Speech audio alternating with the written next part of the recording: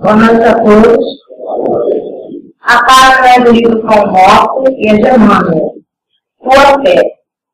Tem uma citação aqui de Lucas, capítulo 8, versículo 48. E ele lhe disse: tem bom ânimo, filho. A tua fé te salvou. Vai em paz. É importante observar que o Divino Mestre, após os benefícios dispensados, sempre se reporta ao prodígio da fé, patrimônio sublime daqueles que procuram. Diversas vezes, ouvimos uma expressiva afirmação: a tua fé te salvou. Doentes do corpo e da alma, depois do alívio ou da cura, escutam a frase generosa. É que a vontade e a confiança do homem são poderosos fatores no desenvolvimento e iluminação da vida. Um navegante sem rumo e que em nada confia, somente poderá atingir algum ponto em virtude do jogo das forças sobre as quais se equilibra, desconhecendo, porém, de maneira absoluta o que lhe possa ocorrer.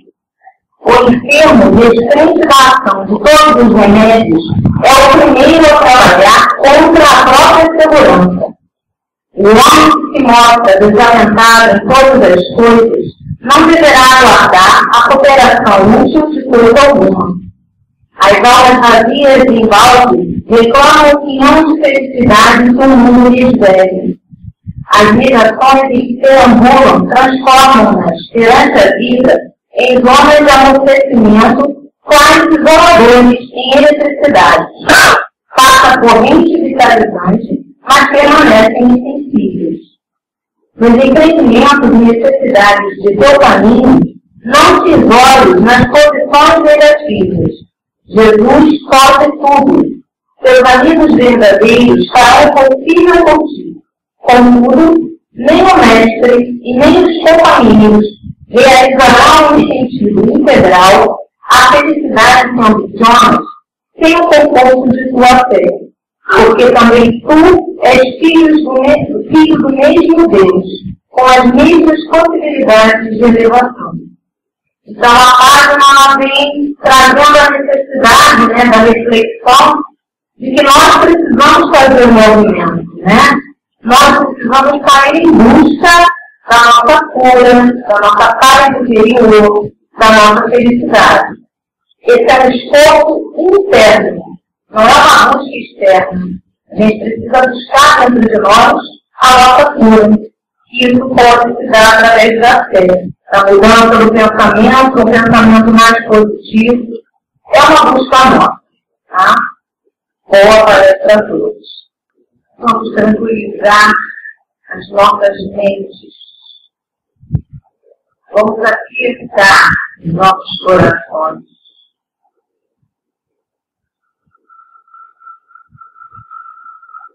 Vamos buscar a paz interior. É preciso que tenhamos esta paz.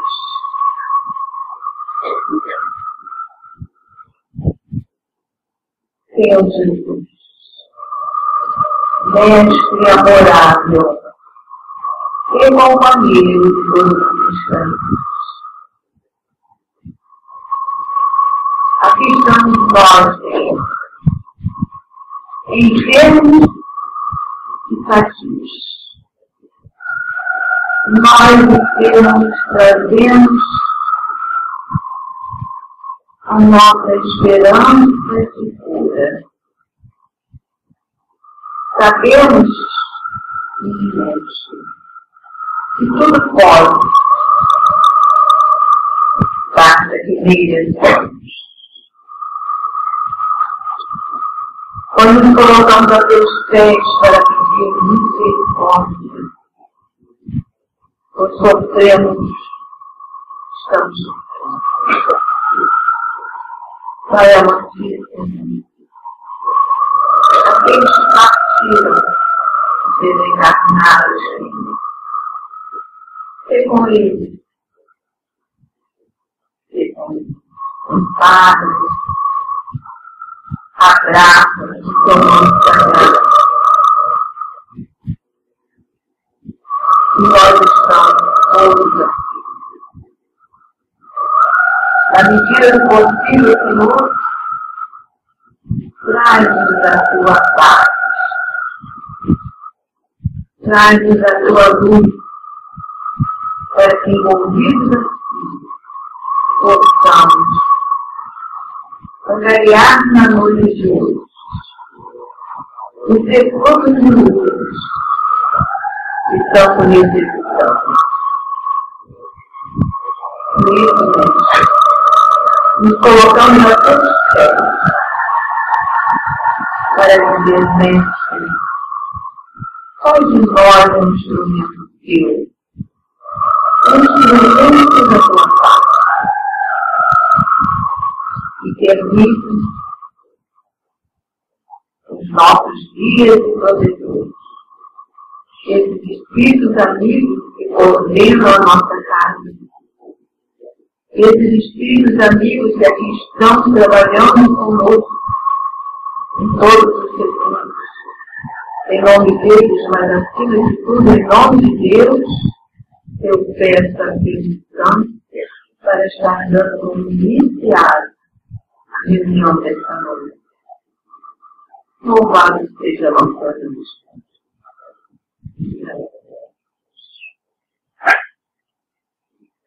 Nós teremos o estudo de hoje com o nosso Marcelo. Muita paz a todos.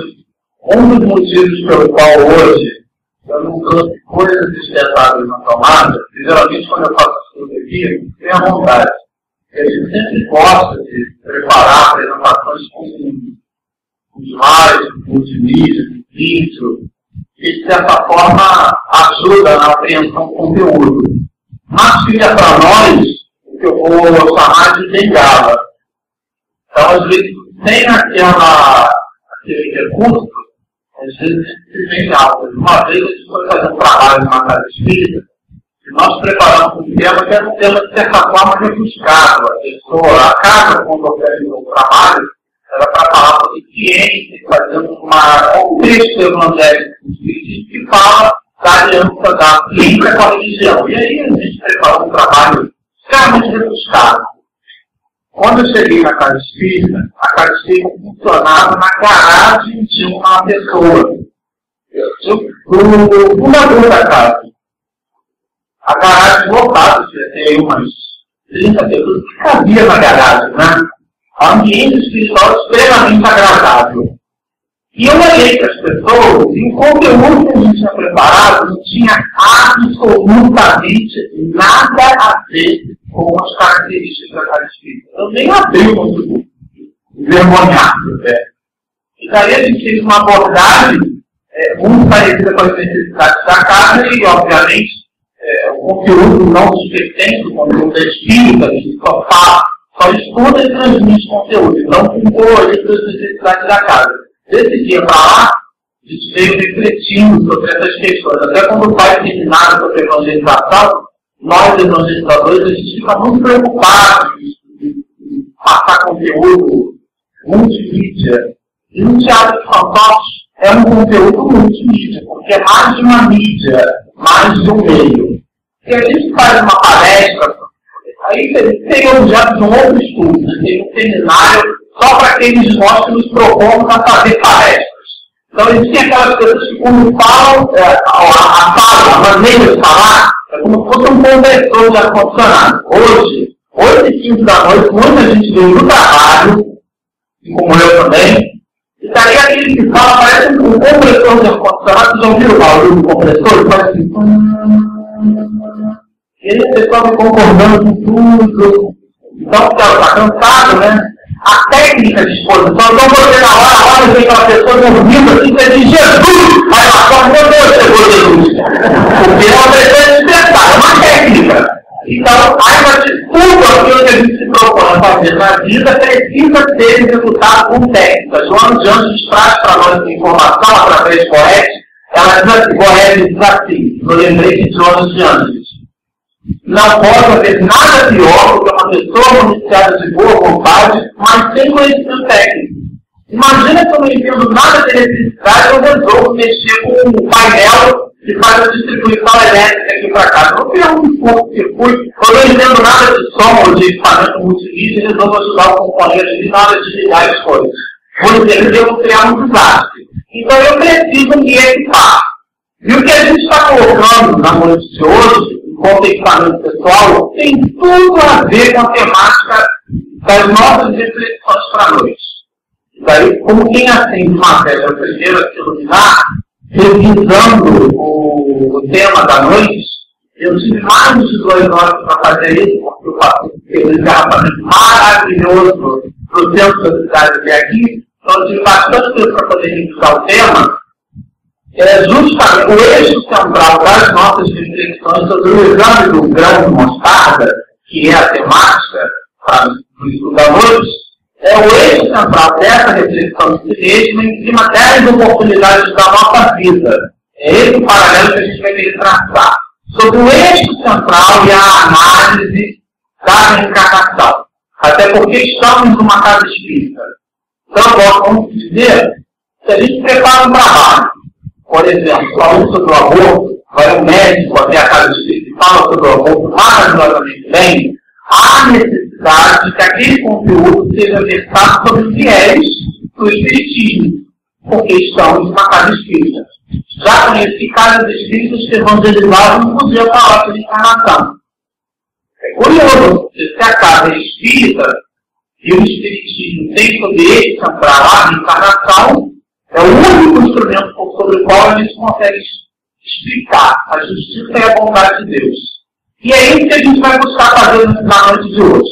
Entender a ideia do grão de mostarda, da terra, do que é um corpo, de todas as reflexões que essa temática convida, usando como insumo principal a encarnação. E para isso, a gente resolveu tirar de um livro chamado Tormentos da Obsessão, de Manuel Mendes de Miranda, psicografia de Divaldo Pereira Franco. Esse livro ele é um chamamento para todos nós espíritas, porque ele aborda a condição dos espíritas, não é dos espíritos, não. É dos espíritas, para aqueles de nós que acreditamos nas multiplicidades das existências, ou seja, da reencarnação, e vivemos assim através dessa crença. Então, o livro chama Não Socorro, que é uma mesma coisa que o hospital, né? A palavra. Aliás, a literatura espírita é um convite ao aumento do verbete. Só o espírita fala dessas atitudes. Eu escrevi um e-mail assim, de Paulo, que era me perguntar. Não lembrava nem lembrava de é uma conjunção adversativa. Mas, porém, contudo, todavia, entretanto, Devalde, se aumenta o verbete. Só que a gente saiu assim. A pessoa perguntou o que é aquele dedo aqui com balde, Devalde. Ah, é uma conjunção. Vou te dar um livro aqui para você ver. Sem proselitismo. Mas por uma coisa, por outra, nesse livro do Aumento da Obsessão, logo no início do livro, na primeira dessa parte, há uma história muito oportuna. De uma companheira, esse livro trata exatamente das experiências de uma ala, e o hospital é dividido em partes. Então, tem a parte de baixo do hospital, são 2 subsolos. E existe sobre uma ala, um subsolo, especificamente para receber espíritas que desencarnam em situações nada agradáveis. Então, o companheiro vive uma vida equivocada, ou uma vida com baixa percepção da sua realidade espiritual. Quando ele se desencarna, ele se vê na condição que ele criou para ele mesmo. Porque quando a gente desencarna, quem gosta de chocolate, continua gostando de chocolate. Quem gosta de café, continua gostando de café. Quem gosta de feijoada. Quem gosta de fazer o bem, continua gostando de fazer o bem. De maneira que nós não mudamos porque desencarnamos. Isso é curioso porque nas reuniões mediúnicas é muito comum. Então o espírito se manifesta através de um médium, dá uma mensagem, a gente toma aquilo como se fosse um norte verdadeiro. E é espírito que falou, ou então aqueles de nós muito impressionados, né? Aí eu estou vendo aqui, eu acho que é a sua avó, e ela está dizendo, e o outro já vai se impressionando, vai ver que não é nem a avó da outra, é o obsessor dele mesmo. E daí ele está vendo o obsessor dele, ele está vendo a avó da outra. E está se apresentando daquela maneira. Então, esse exame é um exame muito complexo. Também caberia para nós aqui um outro estudo. Mas, por uma coisa, por outra, nós somos ainda muito impressionáveis. Mas as coisas que a gente imagina que são extrafísicas, são sobrenaturais, o que é uma bonita. Porque não existe nada sobrenatural. Nada está sobre a natureza. Tudo está em a natureza. Portanto, todas as manifestações são extremamente naturais. A abstração feita a nossa compreensão. Às vezes a gente não compreende. Da mesma maneira como a gente não vê o vírus e ele existe, se manifesta em nós, os espíritos representam uma realidade constante. O fato de nós enxergarmos não confere a eles a sua não existência. De maneira que nem tudo aquilo que a gente pesa, mede e efetivamente sente através de sentidos, representa ou dá lugar por si peso para a sua existência. Mas nós somos aqui. Isso só é verdadeiro no livro dos Espíritos, na questão 22 do livro dos Espíritos. E é curioso a pergunta, porque a pergunta está numa parte do livro dos Espíritos. O livro dos Espíritos está dividido em 4 partes. Na primeira parte do livro dos Espíritos, Kardec faz uma pergunta que não tem absolutamente nada a ver com as leis morais. Está na terceira, quarta parte do livro dos Espíritos. Ele pergunta assim, ele cita na 22 algumas propriedades da matéria, e os Espíritos dizem que a matéria se apresenta em estados que ainda não podemos compreender. E ainda 22 vai entender, tá bom? Que definição podeis dar da matéria? Como quem diz, já que a definição que eu dei na pergunta lá de cima não está sendo ruim, qual a definição que vocês podem dar, vocês, Espíritos de escola, à matéria? Definição de matéria. E olha que curiosa a resposta. A matéria é o laço que prende o Espírito e por sobre o qual ao mesmo tempo ele exerce sua ação. As coisas materiais elas escrevem. O jogador de futebol comprou um carro de não sei quantos milhões de reais. A joia que fulano está usando. As coisas materiais. Por isso nós estamos encarnados. Quantas vidas nós temos? A vida eterna. Encarnações temos várias. Mas vida só temos uma. E por maior seja a nossa existência, é como um filme, dança com o outro, você faz com um filme enorme, sei lá, são quase 3 horas do filme, enorme, comprido. Por maior seja a existência, é como dança com o outro, uma hora acaba. E uma hora a gente sai da sessão do cinema e volta para a nossa realidade, que é espiritual. Não é outra. A nossa vida é uma só. Então, quando a gente volta para o mundo espiritual, que é a nossa verdadeira vida, a gente se dá conta daquilo que a gente fez na sessão do cinema. E dar cômodo que fez na sessão do cinema é estabelecer para nós mesmos o céu ou o inferno de nós mesmos. Não é Deus que nos coloca numa determinada região. O entendimento disso está muito bem escrito nesse livro que eu vendo sobre sessão. Porque o companheiro, quando desencarna, ele é espírita, ele tem o conhecimento da reencarnação. Quando ele desencarna, ele vê a bobagem que ele fez, ele entra em colapso íntimo e vai então para as zonas de tratamento. Quando essas zonas de tratamento no Sanatório da Esperança, onde lá existe nesse hospital uma região somente para nós. Existe uma companheira que passa por esse processo e então, Manuel pelo menos de Miranda narra que o enfermeiro-chefe se aproxima dela e conta uma história para tentar contar o seu plano mental. E a história é mais ou menos assim. Existe uma mãe que ela está com uma criança no colo, andando por uma floresta. E de repente, à margem, ela identifica uma gruta. Se aproxima um pouco mais, porque a gruta, a escuridão escondia o interior da gruta, e ela percebe que ali existiam gemas preciosíssimas, peças de ouro. Realmente foram valiosíssimas. E ela se vê impressionada com aquilo, e de repente uma voz diz assim para ela: vá até lá. Vá até lá e tome tudo que você puder alcançar. Mas há tempo. Porque existe uma porta e depois essa porta vai se encerrar. Se você deixar para lá, lá ficará. A A mulher estava preocupada, olhou para aquele monte de coisas, de joias, colocou o filho descansado numa pedra, ali no interior da gruta, e começou a usar a barra da saia como repositório, começou a colocar as peças de ouro dentro. De repente, ela percebe que a porta ia se fechar. O que ela fez? Correu para o exterior da gruta e a porta fechou. Quando a porta fecha, ela põe a mão na cabeça. Havia esquecido o filho lá dentro. E aí a paciente pergunta como ela ficou com estresse. Imagina. E assim somos nós. Temos tudo que há de mais valioso na vida, mas a gente prefere o atalho.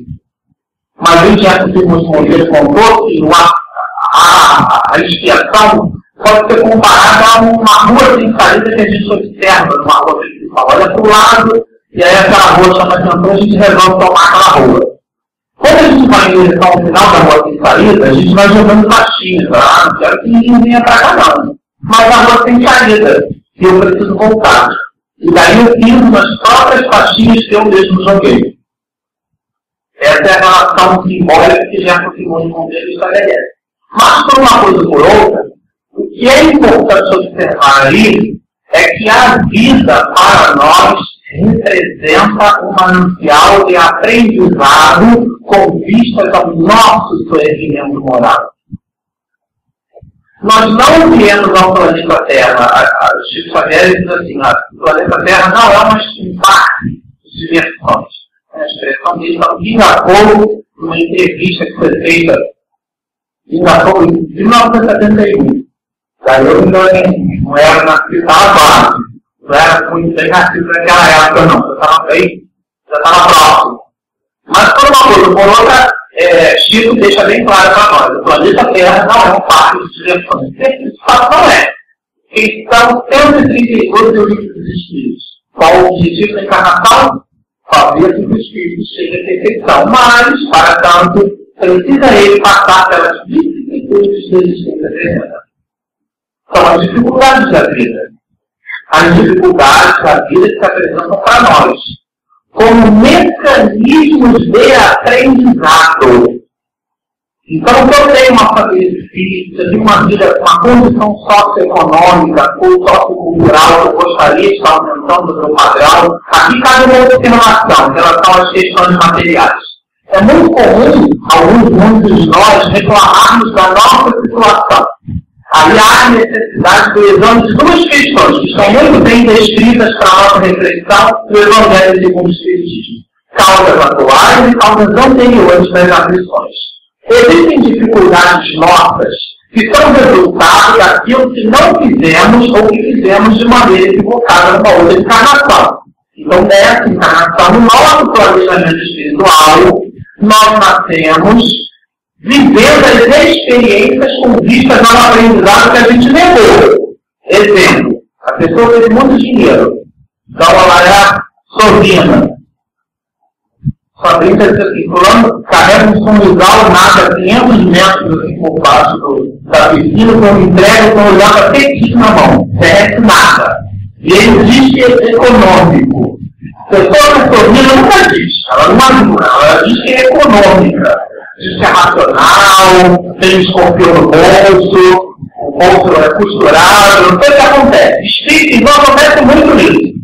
Porque talvez não tem dízimo, o mercado espírita não tem dízimo, é óbvio que por questões éticas, uma reunião como essa, uma reunião cívica, não é uma reunião que a gente vai no público ficar pedindo dinheiro para as pessoas. Tem uma apologia em uma outra religião, a questão não é essa. Que o propósito da reunião pública na casa espírita não é angariar fundos, é um propósito da reunião. Se as outras religiões têm outros propósitos, muito bem para elas. Mas para nós, espíritas, na casa espírita a gente entende a reunião pública como uma extensão do processo de evangelização. Porque o carisma não é para pedir dinheiro, você pode pedir, pode, mas não deve. Porque não está de acordo com os princípios, com o norte, que é o objetivo da reunião. Mas tem gente que pede. Então, por uma coisa por outra, a reunião pública tem a sua finalidade. E nós estamos, então, nela, na reunião pública, buscando essa mesma finalidade. Quando nós comentamos que a companheira no hospital recebe aquelas reflexões e se dá conta na história que deixa a filha lá dentro da gruta, somos nós que na nossa existência deixamos as oportunidades ao lado.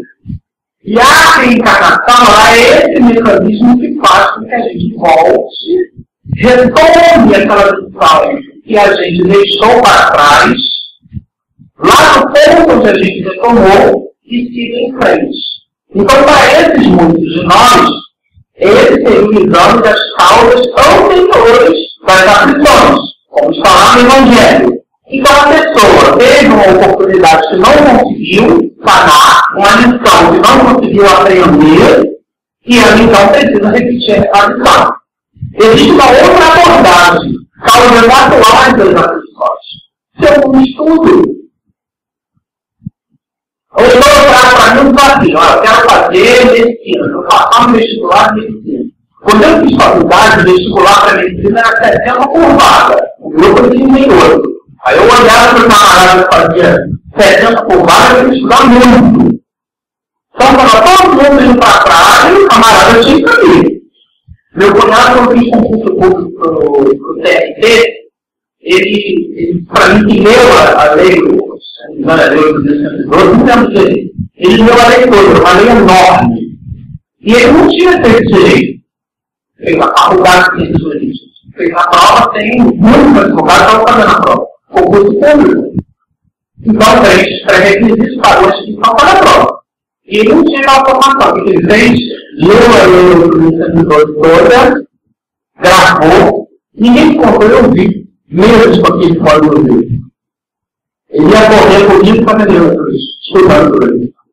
Aí ele saía com a minha irmã escutando por ele. Não tirava aquele lá do vídeo. Fez a prova da Marisol, a partir dele. E tinha ensino médio na época. Tudo chama-se determinação. É um delito que diz para nós que a grande potência da alma chama-se vontade.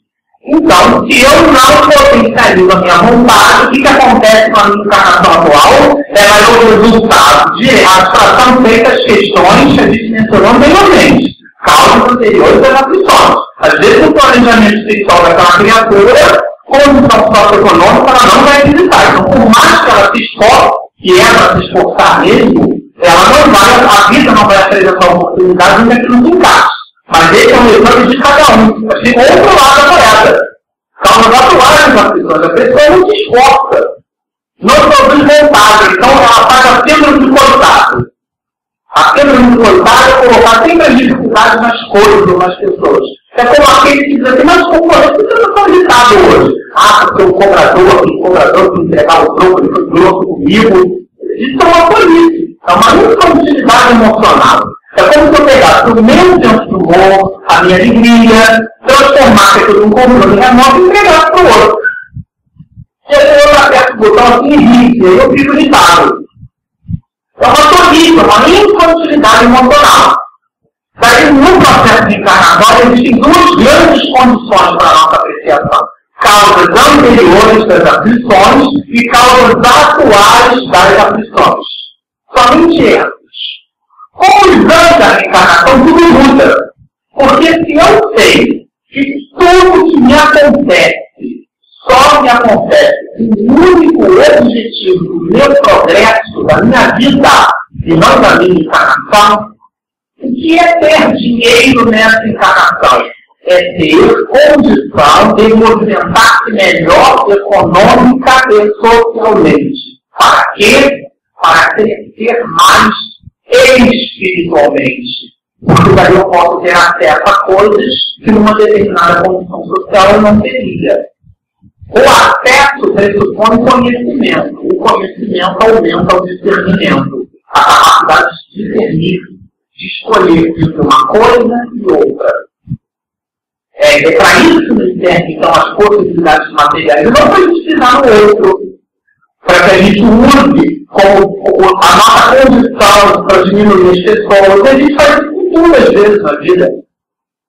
Minha irmã estava fazendo a graduação 10 em letras, eu vi numa parte assim, transparente, um livro de Marco Barro, chama-se Preconceito Linguístico. E daí esse livro, eu olhei aqui, depois eu peguei para folhear, e o livro, na capa do livro, muito pequeno, de um excelente conteúdo. E no livro tem um casal tipicamente nordestino.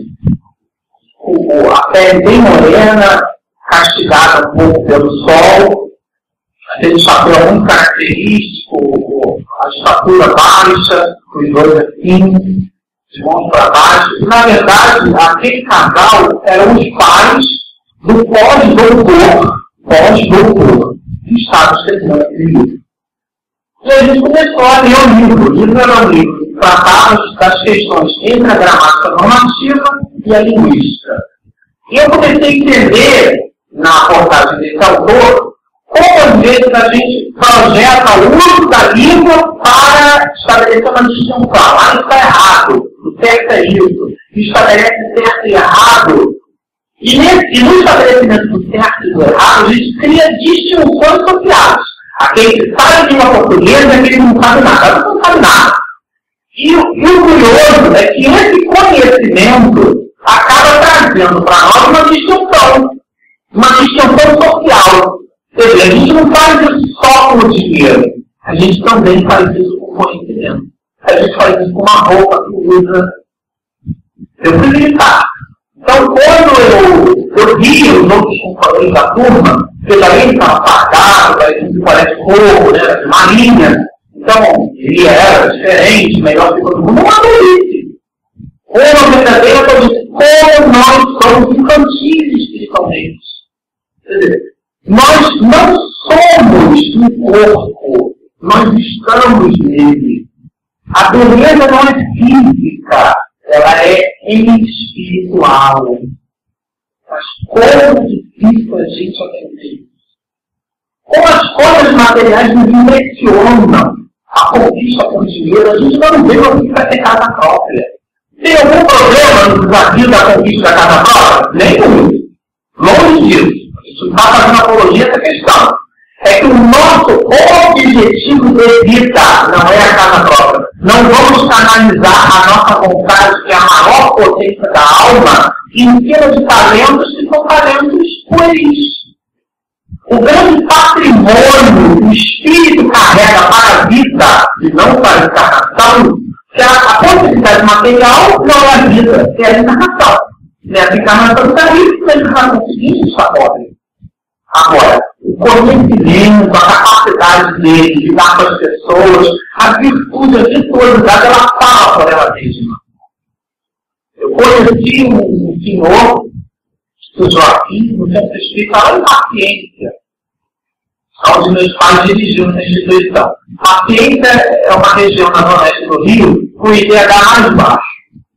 Então, a condição socioeconômica dele era bem característica para esse IDH baixo. Tinha um senhor especificamente, o Joaquim, o homem era tão simples, tão humilde. E aqui cabe uma distinção. Humildade não é só condição socioeconômica. Conheço pessoas que são extremamente pobres, mas são soberbas. Humildade é virtude. Ele é humilde. Humildade, mas vamos ver se realmente ele é humilde. Mas nesse caso específico, esse senhor, a abstração feita da sua pobreza, ele era um homem humilde. E eu me sentia adolescente até um pouquinho envergonhado pela maneira dele, jeito simples, doce, de falar. E a virtude ela fala por ela mesma. A pessoa não precisa fazer propaganda. A pessoa não faz um bota no outdoor que faz, que acha que tudo que toca, que ela brilha, é melhor do que todo mundo, tudo que ela toca brilha, um vagabundo. Virtude não é assim. O paradoxo é quanto mais potente é o espírito, quanto maior a possibilidade ele tem no mundo espiritual, mais humilde ele é. Quando os discípulos, inclusive, estavam discutindo a esse respeito, Jesus já passou logo sobre lavar os pés. Porque esses judeus primitivos, aquela atividade era uma atividade servil, e eles todos não são colocados. Quem quiser ser o maior, que seja o menor. Um verdadeiro exemplo de gestão, onde todo mundo sabe, que a liderança terminadora, o chefe não é aquele que manda, é o colaborador, é o labor. Ele é um facilitador. A gestão é arte de administrar talento. O talento é do outro. Não é que você reconhece o talento do outro, você monitora aquele talento na potencialidade dele mesmo. Faz questão de dizer que é dele o talento. Ter uma arte da gestão de reconhecer as potencialidades de cada um, mas a potencialidade no exercício da função é do outro, não é sua. Fazer cortesia não é fazer cortesia com o chapéu do outro. O outro tem o chapéu dele. E a liderança servidora é esse grande exemplo que Jesus deixou para nós. E a nós cabe o quê? Perceber isso. Que eu não sou melhor do que ninguém. Eu estou aqui numa condição de espírito em processo evolutivo. Nós temos lábios de bondade, lábios de paciência, lábios. Somos anjos em evolução. Isso Jesus deixou bem claro para nós. Vós sois deuses. Podeis fazer o que eu faço muito mais. Somos Deus, somos filhos de Deus. Deus não potencial. Deus também não músculo ainda. Mas somos. Daí a não necessidade de estabelecermos distinção entre nós. Estamos todos dentro do mesmo contexto. A nós nos cabe o quê? Esse exame correto, certo, perspicaz, de entender que a vida é um exercício de progresso. E entender que as virtudes são conquistas individuais. Existe um livro para o resto da vida, uma historinha bem interessante, de uma fase pequenina, um menino na realidade, 7 anos de idade. Quando eu vejo que a família era visitada, eles chegavam, ficavam de um lado para o outro, sentava por entre as visitas, o sofá, depois levantava, derramava um jato de plantas e ficava para lá e para cá na sala. A visita ia embora, o Pedrinho saía. E a visita, aparecia uma visita na casa, os pais recebiam, tratava o Pedrinho lá de novo. Num determinado tempo, a mãe do menino conversou com o pai dela, o avô da criança. O Pedrinho narrou o caso. O avô disse: bom, vamos fazer o seguinte: quando formos visitados novamente, eu vou chamar o Pedrinho. E aí vamos conversar com ele. E assim aconteceu, porque ele foi visitada, apareceu a visita, toca Pedrinho de novo para lá e para cá, no Pedrinho. E o avô então chegou e falou assim: meu Deus, vem cá. E levou a criança para os fundos da casa. E os fundos da casa era um quintal muito grande. Ao final desse quintal tinha uma ribanceira.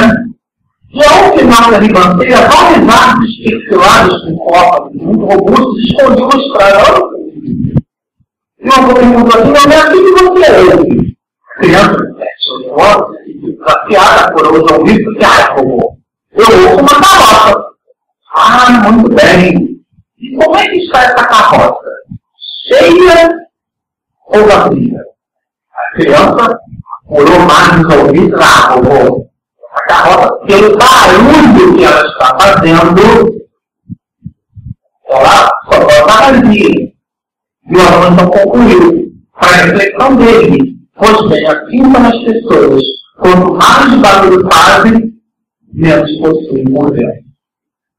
Virtude não faz propaganda. Dizem aqueles de nós: eu tenho orgulho de ser humilde, né? É um paradoxo, né? Imagina, eu tenho orgulho de ser humilde, e a pessoa faz propaganda dela mesma. Isso é uma outra tolice. Se as virtudes de si mesmas, elas são silenciosas, elas são simples, a simplicidade, ela diz tudo.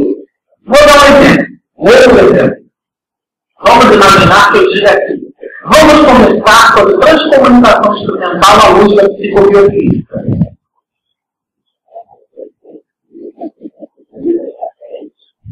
Pois é, hein? Agora, eu explico que existe um grupo de cientistas que estão estudando a possibilidade que alguns médios oferecem de tomando uma substância própria deles mesmos, chamada ectoplasma. É uma substância bem sutil, tinha muito isso, várias fotos. Então, essa substância ela sai pelas narinas, por alguns orifícios do médium, pelo ouvido. Há, inclusive, sessões de materialização onde se explica que aproveitaram daquela substância e o espírito tomava uma forma palpável. E daí, às vezes, eu digo assim: eu minha avó desencarnou, eu desenvolvi a minha avó. Não, você viu o corpo da sua avó, que é o chamado perispírito. que vem de uma expressão que Kardec cunhou porque gostava muito de botânica, que é o perisperma, película que reveste a semente. Então, o Kardec gostou que o espírito é imaterial. Agora, o corpo que reveste o espírito é esse nada. E quanto mais próximo do espírito, mais imaterial. Quanto mais próximo da realidade do mundo, ele é mais material. Então, a gente diz que ele é semimaterial. Isso, praticamente, nem é muito bom. Porque, na verdade, o espírito é matéria. Agora, semimaterial é só para a gente entender.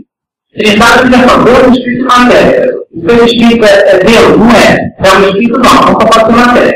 Simples assim. Mas para o nosso entendimento, a gente diz que o perispírito é o corpo que reveste o espírito, ele então é semimaterial. E usando esse ectoplasma, essa substância que sai do médium, geralmente são médios de efeitos físicos, eles doam substâncias, e essas substâncias são manipuladas pelos fluidos espirituais e criam uma conformação como se fosse algodão. Muitos desses médios conseguem produzir essa substância ao ponto de sensibilizar equipamentos eletrônicos. E esses equipamentos eletrônicos, então, uma vez sendo sensibilizados, o espírito, a pessoa que se encarnou, consegue atuar no equipamento eletrônico e dar comunicações. Isso é transcomunicação espiritual. Agora, no momento que a gente explica, está melhor. Transmitir com complexidade o que é complexo é 6 por meia dúzia. O difícil é você transmitir alguma coisa complicada de forma simples. Ali mostra o êxito. Então, eu ouvi alguém falar sobre uma determinada coisa, eu repito, não conforme o meu entendimento, conforme a fonte. Na faculdade, eu dizia muito isso. O professor dá matemática, a pessoa leu no domingo para fazer a prova na faculdade. Ela vai tirar 8, 9, às vezes até 10, ela decorou no domingo. Mas a opinião que ela tem é no domingo. Agora, se você leu 2, 3 livros sobre aquele tema, quando você fizer a prova, você está descansado. Porque se você vai colocar na prova, não é nem o primeiro, nem do segundo, nem do terceiro. É uma quarta opinião que é a sua, baseada nos 3 livros que você leu. Essa é a diferença. Então, o evangelizador ou médium que não estuda, ele passa aquilo que ele estudou, uma palestra, a frase pronta que ele leu, ou o atendimento fraterno, desastroso. Aonde a pessoa que faz o atendimento fraterno, ela não escuta o outro. O atendimento fraterno pressupõe acolhimento. E o acolhimento ele não tem rótulo religioso. Não tem. No CTV, no Centro de Valorização da Vida, eu fiz um treinamento lá, a gente aprende isso. Só botar rótulo religioso. Quem está com fome, não tem que ser satisfeito do seu espírito, você não sou. Então, é uma bobagem. Meus discípulos eram reconhecidos por muitos trabalhos. Existe uma questão desses espíritos que está assim. Será necessário para termos o espiritismo ou criamos nas manifestações espíritas para termos assegurado a nossa sorte na vida futura? Eu vou falar da sorte ali, a condição. A primeira parte do livro de espírito, tradução de milhões de vezes para a língua portuguesa, do francês para o português. Sorte das crianças depois da morte, é a condição delas. Sorte ali, não é sortilégio não, tá? Então, bom, será necessário protegermos o espiritismo para termos assegurado a nossa sorte, a nossa condição boa no mundo espiritual? Ligando até lá, Kardec pergunta assim, o que você tem no mundo espiritual? É o islamista? É o budista? É o católico? É o protestante? O que você tem? É o que faz a vontade de meu Pai, que está em Deus. Às vezes o ateu, graças a Deus, faz uma ação muito mais meritória do que nós. Porque a gente magoeia a divindade. Olha, o nome é eu estou dando. Escreve meu nome aí que eu estou dando, sopa. Dá sopa e já olha pro alto assim, ó. Registra aí uma coisinha, bota a cabeça no seu voto não. E a gente vai criando, vai pontuando a compatibilidade com Deus. Não, eu vou para cá de fita seguro, porque vai lá tem sopa, eu vou na sexta, porque depois eles vão dar na quarta tem a costura. Na quinta o marido, a esposa, uma família está necessitando. Eu vou por onde que não faz visitar os não querianos. Mas a minha tia está passando por necessidade, eu não vou lá visitar. O padre americano que Florenção de Deus te plantou. Porque lá a gente faz em volta. Agora na família, no detalhe, no cadinho das necessidades, a gente não aparece. Então, às vezes, o exercício do bem é muito mais uma projeção de ego do que propriamente um exercício de ser melhor. Verifique ser bom, a atitude, como a gente comentou, ela não faz barulho, é silenciosa, porque o crescimento é íntimo na alma. São os tesouros de Jesus disse, aquele que o ladrão não rouba, aquele que a traça não consome, nem a ferrugem não destrói. São esses os verdadeiros tesouros da vida, da vida eterna. E não da encarnação, porque a encarnação é um pedaço íntimo da vida, um sopro.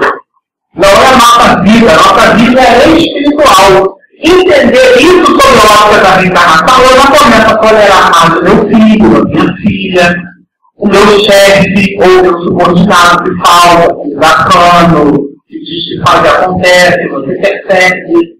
A maneira como a gente se movimenta na vida, depois que percebe que é reencarnacionista de verdade, não é entrar na casa espírita, a casa espírita é entrar na pessoa, se tornar-se espírita. Aí existe uma briga dentro de nós mesmos, uma luta do homem velho com o homem novo, é uma luta constante. Ser espírita, diz, não é sinônimo de perfeição. A definição de espiritismo está lá no Evangelho. Como eu sou espírita de Deus, eu morei numa coisa. Fui vendedor, né? Minha mãe fazia palestra com o mundo como entrou com as mortes. Fazia 50 vezes lá, né? Para lá comprar o marido, filho. Então, lá no Evangelho está escrito assim: você conhece o verdadeiro espírita pela sua transformação moral e pelos esforços que faz por domar as suas inclinações más. Pelos esforços.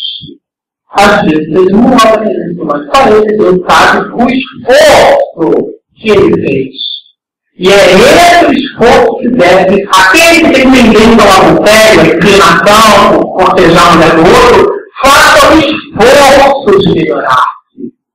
Aquele que tem ninguém, a pessoa não consegue viver sem falar das dos outros. Ninguém vai não te conta, então não conta mesmo. Faça o esforço. O esforço da maledicência de não ser maledicente ou de ser bonzinho é um planejamento de vida, como se fosse um mantra que as outras religiões têm, para todo mundo. Você faz um mantra, não. Hoje acordei de manhã, hoje eu vou correr. Faz exercícios de reflexão introspectiva, até a expressão, a conformação da musculatura da face já é fechada. Você passou 10, 15, 20, 30, 50 anos assim, você olha para a pessoa e você vê. Tem um desenho animado que ficava, era uma hiena, ficava assim, ó, bonita, rosa, e tudo a hiena reclamava. Não conseguia ver. Existe uma passagem belíssima de Jesus para os discípulos, e de repente tinha um cão morto, contrefando. E aí os discípulos passaram todo mundo. Como é que eu, sei lá, condição fértil ali no ambiente, passando. Jesus olha assim, de grandes dentes de cão. É um exercício. É um exercício. E esse exercício é justamente a proposta da noite de hoje, que é o grande mostarda. Quem é fiel no pouco, o será no muito. São mais pequenas coisas que a gente vai ter. Um edifício que constrói um tijolo. E um tijolo é formado por partículas de areia. A nossa maneira de grandeza, às vezes, nos destrói, nos conduz à nossa autodestruição. Eu coloco os marcos pequenos, coloquei uma outra possibilidade. Existe uma distância entre o que eu sou e o que eu gostaria de ser. O mesmo e o que eu sou. A essa distância, damos o nome de frustração. No momento que eu estabeleço pequenos desafios, eu diminuo a minha frustração. Quem é fiel no corpo, você ama muito. Você falou planejamento estratégico. Qualquer tipo de planejamento. Você divide um cenário grande em partes e faz um plano de cada parte em pedaços. Distribui por funções. E cada um, no final das contas, fica com um pedaço do todo. E para ela, aquele pedacinho é o mundo, cheio das suas complexidades próprias. Assim é a nossa vida. Assim vivemos entre nós. A gente não veio aqui para deixar que a vida leve a gente. Vida leva a gente. Não, nós temos um objetivo de vida. Porque senão agora, o que a gente está fazendo aqui? escutando uma pessoa falar e todo mundo ouvindo. É um despropósito. Estamos todos refletindo sobre a nossa necessidade de sermos bons. Para isso, para que quando a gente sai daqui, cada um com a sua problemática, com as suas virtudes, a gente encontre mais oxigênio para poder viver. Encontre ponderação, encontre silêncio. Como nós somos agitados, hoje, celular para baixo para cima, todos os recursos eletrônicos, há necessidade de fazer um exercício interior, de fazer silêncio, se ouvir. Então é aquela menina que perdeu o namorado, esse novo namorado, e daí então ela ajuda para qualquer pessoa, para comer qualquer bicho em qualquer lugar. Porque ela não se gosta, não se ama. Quem não ama, como que não ama o que vezes? Como a Maria que não vezes? Fala de Jesus. Então eu primeiro aprendo a me gostar, a me amar, depois que eu equipo valores imundos e vou para os outros. Como é que eu posso dizer que amo ao meu filho se eu tenho pressão alta e como feijoada sempre chega? Batata frita, eu volto para o mundo, daqui a pouco eu vou para o hospital, eu vou danar. Tem alguma coisa errada ali. Primeiro eu aprendo a me gostar, a me valorizar, o amor é isso. O egoísta é aquele que presta essa básica para si. Ao amar-se, ele fica de valores para dar melhor. E dar melhor é dar a mão de pescar para o outro. Nunca o peixe. Mas a percepção do que eu estou dando, ela passa com os anos de mim mesmo. Deixa eu entender qual foi a receita de felicidade para mim. Todo momento que eu fico lendo, no momento que eu entendo. E todo mundo erra, eu também tenho o direito de errar. Eu tenho a obrigação de acertar. O direito de errar, eu sou humano. Eu não vou pegar o meu comportamento agora e colocar o meu comportamento como eu tenho que ser egoístico. Foi recebido por Jesus na espiritualidade, lembra, dona Jesus? Por Jesus. Os espíritos que por ele escreveram desenharam a escada de luz. Lá no cima o colégio apostólico, uma voz muito mais alta era Jesus. Venha, filho, descansar um pouco e depois prosseguir. Jesus. Quem de nós teria essa condição? E Chico Xavier não foi reconhecido por nós pela doutrina tão somente que professava, pelos livros que psicografou, mas pela obra dos reconheceres.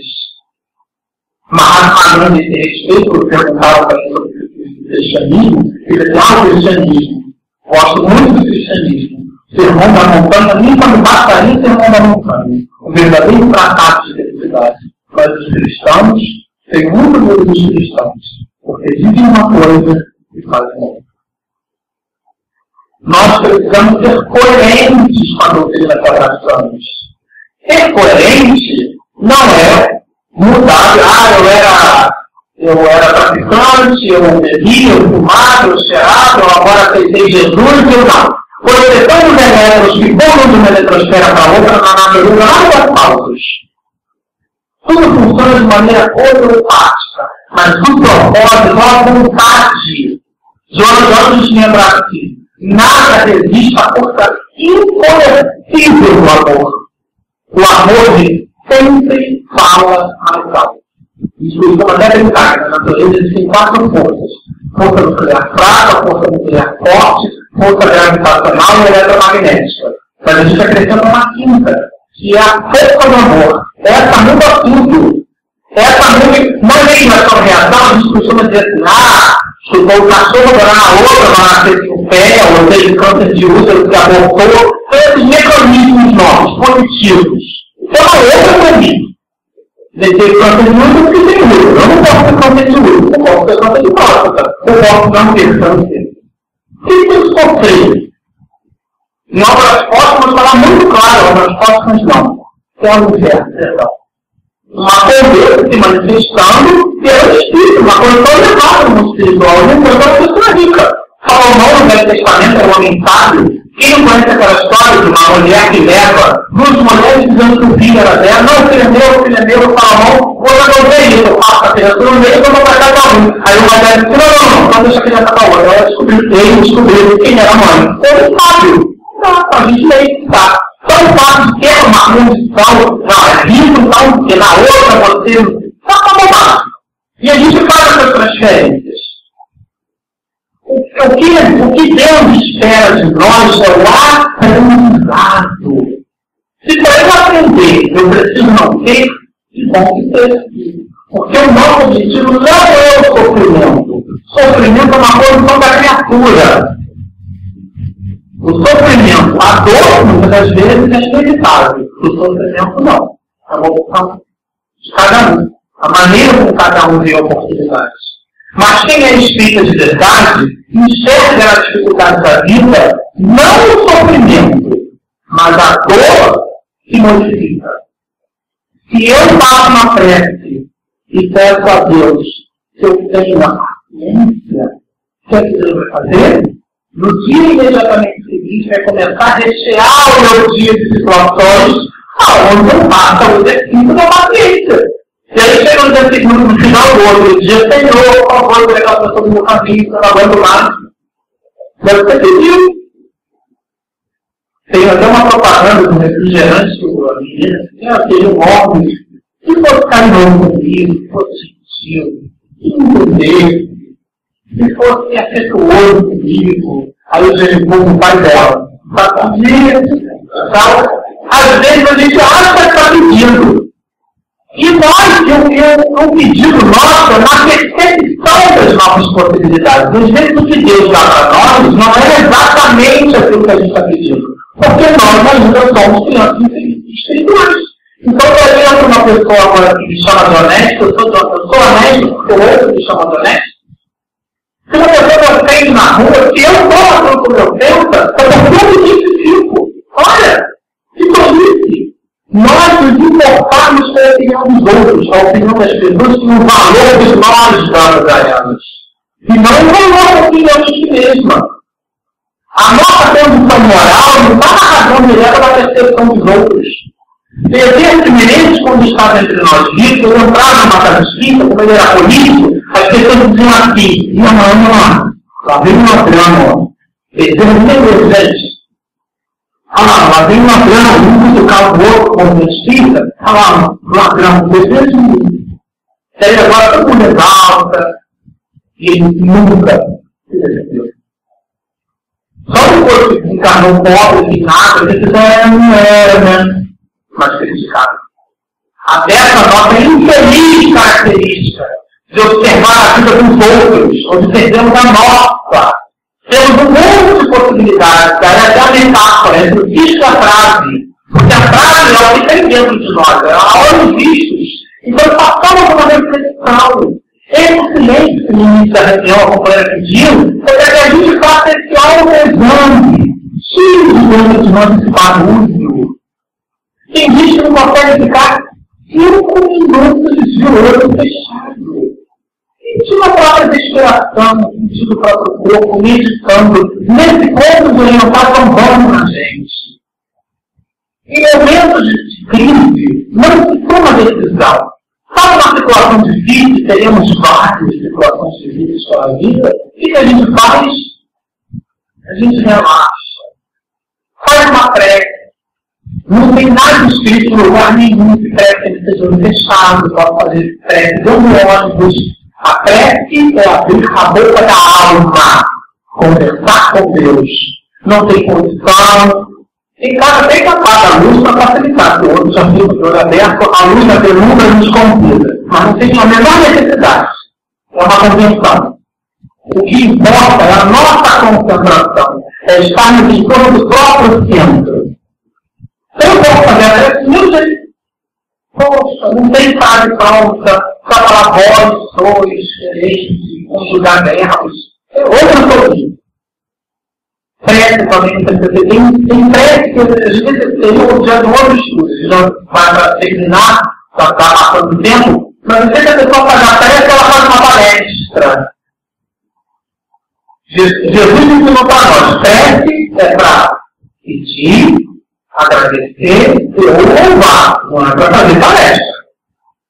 Ou então a pessoa faz a prece e diz assim, agora passa a palavra, porque às vezes a pessoa está dirigindo a reunião e passa a palavra, você a pessoa vai dirigir uma reunião de ferrão, tudo que bem. Mas são convenções que a gente cria, porque nós viemos de religiões ancestrais onde tinha aquele protocolo. Então a gente quer colocar na doutrina espírita o protocolo. O protocolo é outro, é o nosso protocolo das leis morais. Esse é o protocolo que a gente tem que seguir. E não as convenções humanas. Porque parte daquele, desse jeito, quando eu era criança, e o velho dava aquele passo, eu chamava de passo do chicote, né? Você tem que instalar, ou então o velho se fuga, como se o espírito entrar pelo nariz. Então, é um atavismo com outras religiões afrodescendentes. O espírito irradia através de uma glândula, tem uma série, chamada hipófise, ou pituitária, que é a glândula que controla o sistema nervoso central. Então, o impulso encarnado se aproxima do encarnado, da pessoa, do médium, e esse percebendo a aproximação, como que se aproxima de uma churrasqueira? Quando ele vê, ele sente o calor irradiando. Esse calor, na analogia, seria a vibração de um entrecolando com o outro. Nessa vibração, um conjunto de sensações que a estrutura física do médium intervém na forma de comunicação. Ou seja, não tem nada a ver com lugar. Uma tolice. Ou uma pessoa que tem a tendência de tudo é espírito, são clichês. E nós precisamos abandonar esses clichês. O que Deus espera de nós realmente está pouco. Então está dentro de nós. E não o impressionável, o que impressiona, ou qualquer um é famoso. Qualquer um posta um vídeo na internet e tem milhões de acessos num dia. Observando o valor das coisas. É esse o nosso propósito? Por que a gente está aqui no mundo? Então as pessoas estão extremamente conectadas, mas nada afetuosas umas com as outras. Nada afetuosas. Falta o carinho. E assim, é um exercício que eu me chamo. Quando nós estávamos evangelizando uma vez, tinha um rapaz de uma condição muito difícil. Ele dormia no mesmo cômodo. Aliás, a casa dele era um cômodo só. Um menino, uma vida muito difícil. Mas o menino não faltava na meditação. Dormia no mesmo lugar onde os pais faziam sexo. Era uma situação dificílima daquele rapaz. Ele possuía problemas neurológicos graves. Na hora de distribuir a sopa, ele pegava a beirada da sopa assim no prato e batia para aquilo toalha, sopa quente, pegava nas outras crianças. Os talheres que a gente dava para ele, cheio de plástico, sem ponta, todo mundo vigiando. Era um desafio, era uma difícil. E nesse dia em particular, ele pegou o passo na ponta e voou sobre o próximo congelado, e eu muito irritado de conhecer ele, né? Falei assim, muito impressionado, né? Um bizarrão, 1,80 m. Você é um evangelizador. Você é rapaz, o que é isso, rapaz? O que você está fazendo? Ele olhou para mim, esticou a mão e pá, meu rosto. Eu vou dizer para vocês. Eu sou filho de nordestino. Pernambucano, na mesma hora, o fluxo sanguíneo foi todo para a minha cabeça. A minha mão naturalmente se fechou. Eu ali parte do naval. E aí o pulmão encheu de ar. E naquele período acontece muito rápido. Naquele minuto me aparece que o mentor espiritual dele. Do jeito que o coronavírus, você olha apareceu? Não apareceu antes, né? Você não faça isso. Eu com a mão ali. Tudo muito rápido e você não faça isso. E ele repetiu, né? E aí eu não me vejo correndo cedo, mas fiquei ali. Pega ele no colo. Já está pedindo nada, né? Ela me deu um tapa no rosto, a mão aqui marcada, você quer que eu pegue no colo. Está pedindo muito. Pega ele e fala, só me dá. Pega ele no colo. Eu peguei no colo, era uma criança subnutrida, então um garoto, mas era muito tranquilo. E quando você pegar ele assim, ele começou a chutar no auditório. Aí eu olhando para ele, o garoto disse, tá vendo? E agora você abraça. Você é amor, né? Tinha aqui, já me deu um tapa na cara, tá chutando, agora abraça ele. Quando eu abracei o rapaz, a contragosto, ele agarrou-se em mim, começou a chorar. Mas chorar assim. E eu percebi, quando eu coloquei de novo no meu corpo, aquele choque. Né? Mas não tive ele. E ele então colocou as pernas, envolveu as pernas na minha cintura, colocou os braços cruzados nas minhas costas e me apertou muito forte. Envolvi aquilo, colocou a cabeça no meu ombro e começou a chorar. Eu dei uma balançada nele assim, depois eu aprendi a fazer como eu vi, dei uma balançada nele assim, e minutos depois o menino estava dormindo. Que hora de fora, que bonito! Eu levantou, pegou, tomou uma na cara, súper, bonito, maldoso, bonito, mas só eu tenho a dificuldade de coisa. Mas a gente precisa se permitir fazer. Toma um exercício. Primeiro a gente faz a contragosto. Depois a gente faz com gosto. Mas se eu vou esperar ter pra ter, eu nunca tenho porque eu não faço. Então o exercício de ser bom não é ser dissimulado, é diferente. Você conhece, você se identifica pela sua transformação moral e pelos esforços que faz por domar as suas inclinações mais. Na noite de hoje, esse é o exercício. Essa é a reflexão do nosso grão de areia. Muita coisa. Querido Mestre Jesus, aqui estamos nós, Senhor, de olhos cerrados, mas de espíritos muito lúcidos, abertos ao teu livro. Pergunta, Senhor, tenhamos coragem de mudar as nossas atitudes. É difícil, né? Deixar de lado este homem velho que nos convida ao erro. Ainda que difícil, Senhor. Que juntamos as suas brincadeiras, o teu carinho, o teu amor, a tua duplicidade. Aprendamos, Senhor, no olhar da natureza, das estrelas, da abóbora celeste, lua prateada, não quero que caminho em silêncio das plantas, não a conformação dos vegetais, dos brilhos das flores,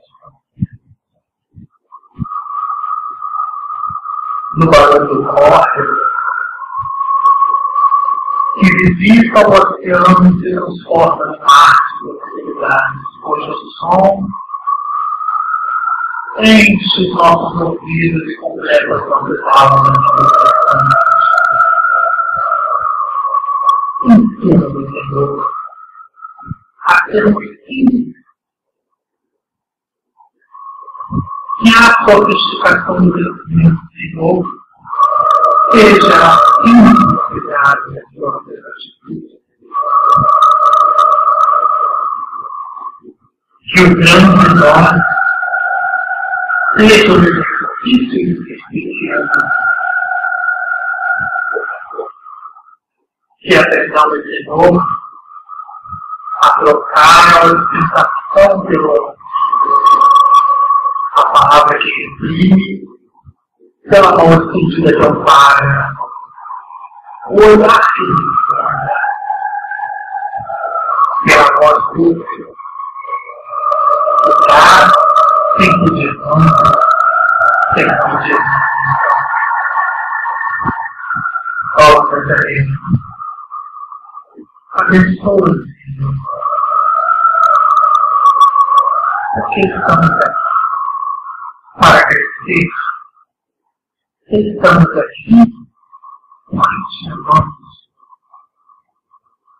Talvez muitos de nós, com as nossas dores, com as nossas dificuldades, mas te amamos, Senhor. Ensina-nos então a ter o dom na qualidade de crianças espirituais. Nos colocamos no teu colo amável, embala-nos, Senhor, na tua cantiga doce, do convite de Deus bom, na certeza desse combustível tenente, suave, que nos visita, te demonstrar. Te dá, Senhor, nosso bem.